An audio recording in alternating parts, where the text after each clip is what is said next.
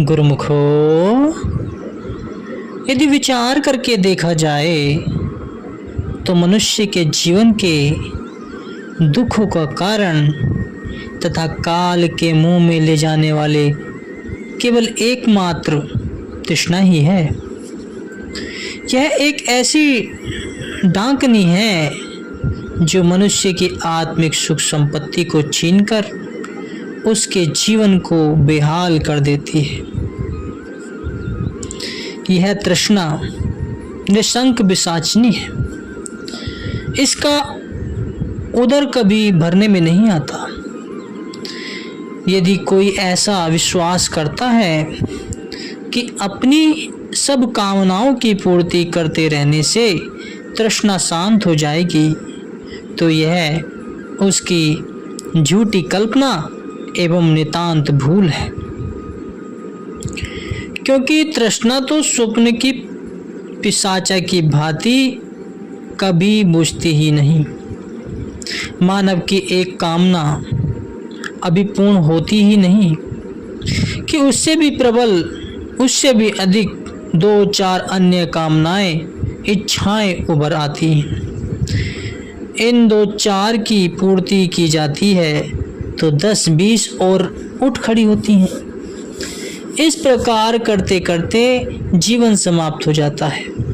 मृत्यु आकर गला दबोच लेती है, किंतु कामनाओं की पूर्ति फिर भी नहीं होती। मन की अनेक इच्छाएं मन में ही रह जाती हैं और मनुष्य यह कहता हुआ संसार से चला जाता है।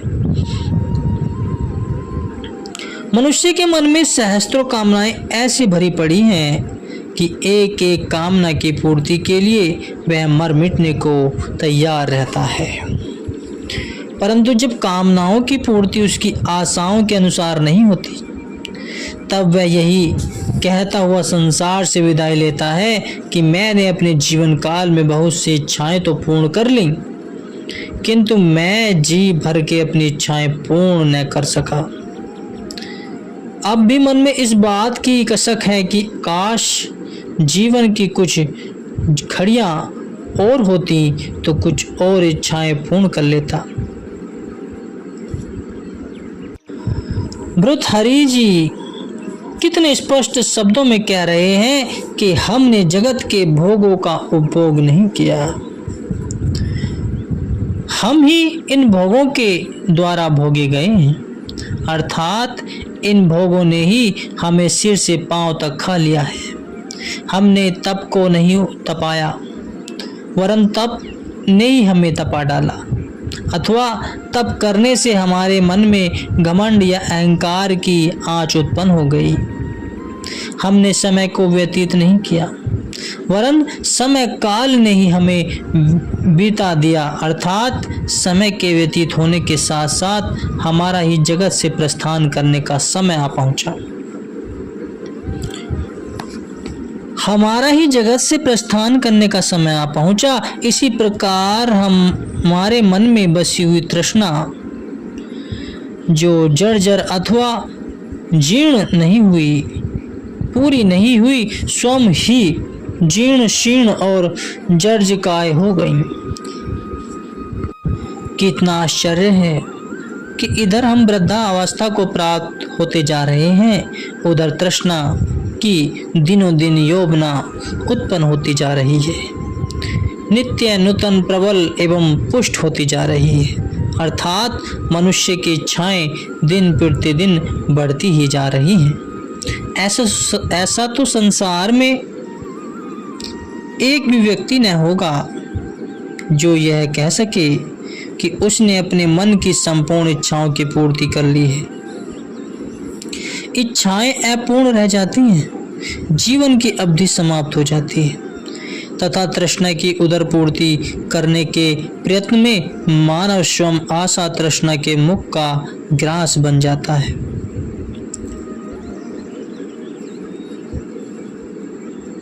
परंतु तृष्णा का उदर तब भी नहीं भर पाता और वह शांत नहीं हो पाती। संत सूरदास जी का कथन है कि यह तृष्णा तो डायन के समान है, इसने तीनों लोगों को खा लिया और सातों समुद्रों का पानी भी पी लिया, किंतु इतने से भी इसका उदर नहीं भर पाया। अब यह अतिरिक्त आहार की खोज में जहाँ तहाँ ताक झांक करती फिरती है। रोषपूर्ण शक्ति नेत्र दिखा दिखाकर, दांत किटकिटा कर तथा जीभ लपलपाकर यह प्राणियों को भयभीत करती फिर रही है। मैंने इसे डायन इस कारण कहा कि संसार का भक्षण करते करते इसे कितना ही समय व्यतीत हो गया, किंतु इसकी तृप्ति अभी तक नहीं हो सकी। अब भी है जो कि तू भूखी है। अधिक क्या कहा जाए गुरुमुखो, तृष्णा रूपी ज्वाला मनुष्य के चित्त में सर्वदा भड़कती ही रहती है, शांत होने में कभी नहीं आती। प्रभु के भजन और भक्ति से भूला हुआ प्राणी निरंतर तृष्णा अग्नि में जलता भुनता और पीड़ित होता रहता है, किंतु आश्चर्य है कि इसका त्याग तब भी नहीं करता। परम संत श्री कबीर साहिब जी उपदेश करते हैं कि मनुष्य की बाल्य अवस्था तो अज्ञान अवस्था है। इस अवस्था में खेलने कूदने के अतिरिक्त अन्य काम ही नहीं है। परंतु यह मत समझिए कि बाल्यकाल में मानव बड़ा सुखी रहता है। नहीं, इस भोलेपन की आयु में भी वह निरंतर दुखी ही रहता है। कारण यह है कि बाल्यपन में प्राणी अन्यों पर आश्रित रहता है। मन में बड़ी बड़ी कामनाएं सागर के तरंगों की सी हिलोरें लेती हैं, किंतु उन्हें पूर्ण कर सकने की सामर्थ्य अपने में नहीं देखता। बालक का चित्त नदी की तरंगों तथा बंदर की उछल कूद से भी अधिक चंचल होता है। फिर चंचल चित्त में भला सुख कहाँ से आएगा। इस प्रकार यह अवस्था दुख में कटी अब यौवन काल आया है। यह अवस्था विपत्ति से कम नहीं है। शरीर के पुष्ट एवं संबल होने से मन की इच्छाएं वासनाएं भी प्रबल होती हैं। मन बारंबार विषय भोगों की ओर दौड़ता है। भांति भांति के रसों एवं भोगों के लिए भी ललायित होता है, परंतु सभी प्रकार के भोग उपलब्ध हो जाने के उपरांत भी वासनाएं कम नहीं होती, अपितु बढ़ती जाती है। भगवान श्री रामचंद्र जी ने मुनि वशिष्ठ जी के प्रति एक बार कहा था कि भगवान, युवावस्था विषयों की ओर घसीट ले जाने वाली, पाप एवं अनर्थ के कार्य कराने वाली तथा लोक परलोक के सुख का नाश करने वाली है। उन्होंने सत्य ही कहा था, क्योंकि यौवन काल में मानव वासना की दलदल में सिर से पांव तक धंसा रहता है। तत्पश्चात वृद्धावस्था का आगमन होता है। यह अवस्था बाल्यावस्था और युवावस्था दोनों की अपेक्षा बहुत बुरी है। यह अवस्था मानव मृत्यु की अग्र सूचना है। मनुष्य का शरीर और शरीर के संपूर्ण अंग थक कर चूर हो चुके होते हैं। नेत्र देखने से, कान सुनने से और नासिका सूंघने से तथा हाथ पांव काम करने और चलने फिरने में असमर्थ हो जाते हैं। अपने पुत्र पुत्री अथवा बहू पोते आदि के आश्रित होकर उनके हाथों का खिलौना बनकर रह जाते हैं। तात्पर्य यह है कि कर्म करने की उसमें सामर्थ्य नहीं होती। इसी प्रकार किसी लेखक ने कहा है कि यह जीवन मालिक की बंदगी किए बिना मेरी मेरी करते व्यतीत होता जा रहा है। जीव व्यर्थ ही मोह ममता में फंसा हुआ है और बाल्यावस्था के दिवस नादानी में बीत गए। युवावस्था में प्रभु की स्मृति बिल्कुल भी नहीं हो पाई तथा हृदय में कोई ग्लानि या प्रायश्चित भी नहीं होता कि मैं अपना जन्म व्यर्थ गंवा रहा हूँ। जब वृद्धावस्था को प्राप्त होता है तब उसका पश्चाताप करता है, परंतु तालाब सूखने के पश्चात उसके ऊपर बांध बांधने से क्या लाभ। जब फसल एकदम सूख गई, पौधा बिल्कुल मर चुका, तो खेत में पानी देने से क्या लाभ। जब घोड़ा चोर चुरा कर ले गया, उसका कवच संभाल कर रखने से क्या लाभ होगा। इसी प्रकार जब सिर चकरा रहा है, हाथ पैर कांप रहे हैं, आँख देख नहीं सकती, जीवा कोई शब्द बोल नहीं सकती, तब अच्छे एवं शुभ कर्मों को स्मरण याद करना या बीते हुए समय का पश्चाताप करना सर्वदा बेकार है। इस अंतिम अवस्था में सुख की आशा करना व्यर्थ है। महापुरुष तो संसार के दुखों एवं क्लेशों का अनुमान करके चेतावनी देते हैं कि संसार की कीच में मत फंसो। आशा तृष्णा रूपी अनर्थ कारिणी डायन के जबड़े से स्वयं को मुक्त करने का प्रयत्न करो।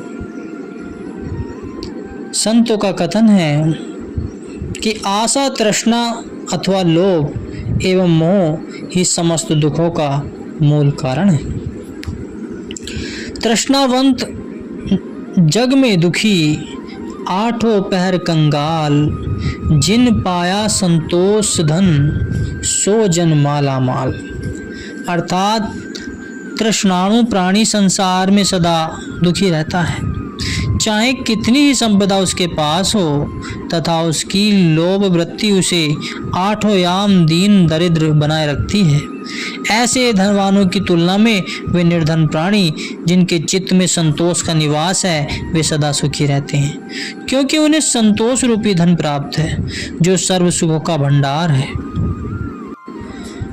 जो लोभ एवं आशा तृष्णा पर विजय प्राप्त कर जीवन यापन करता है, तथा जिसने अपने चित्त से समस्त सांसारिक कामनाओं का बहिष्कार कर दिया है, वही वस्तुतः सम्राटों का सम्राट है, क्योंकि उनके मन को वह शाश्वत शांति, सुख एवं आनंद उपलब्ध है, जो लोभ एवं तृष्णा के पंजे में फंसे हुए बड़े बड़े महाराजाओं को स्वप्न में भी कभी प्राप्त नहीं हो सकता। मनुष्य को संसार में रहते हुए एक न एक की दास्ता तो स्वीकार करनी ही पड़ती है, चाहे वे दयालु पुरुष हो अर्थात संत सद्गुरु का दास हो, अथवा काल पुरुष की सेवा करे, परंतु दोनों के परिणाम में दिन और रात का अंतर है। सद्गुरु अथवा मालिक की दास्ता सदा ही आनंददायक और शांतिदायक है। अर्थात तेरी दास्ता की निशानी लिए जहाँ कहीं भी जाते हैं, हमें राजा महाराजाओं की पदवी मिलती है। फिर भला ऐसी दास्ता से जी को अपेक्षा क्या होगी।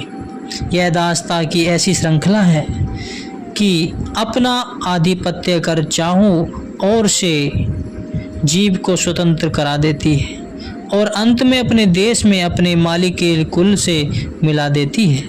इसके विपरीत सांसारिक दास्ता की जंजीर जीव को इस प्रकार जकड़ लेती है कि किसी तरफ से कोई भी उपाय उसे मुक्त करने का नहीं सोचता। सब कुछ जानते हुए भी वह उसमें ऐसे बंध जाता है कि यह संसार एवं सांसारिक पदार्थ तथा संबंधी उसे अपने और हितैषी प्रतीत होने लगते हैं, जबकि वस्तुतः ऐसा है ही नहीं। इसलिए महापुरुषों को समय समय पर चेतावनी देने के लिए संसार में अवतरित होना पड़ता है। इस जटिल एवं कठोर श्रृंखला से उनके अतिरिक्त अन्य कोई भी मुक्त नहीं करा सकता।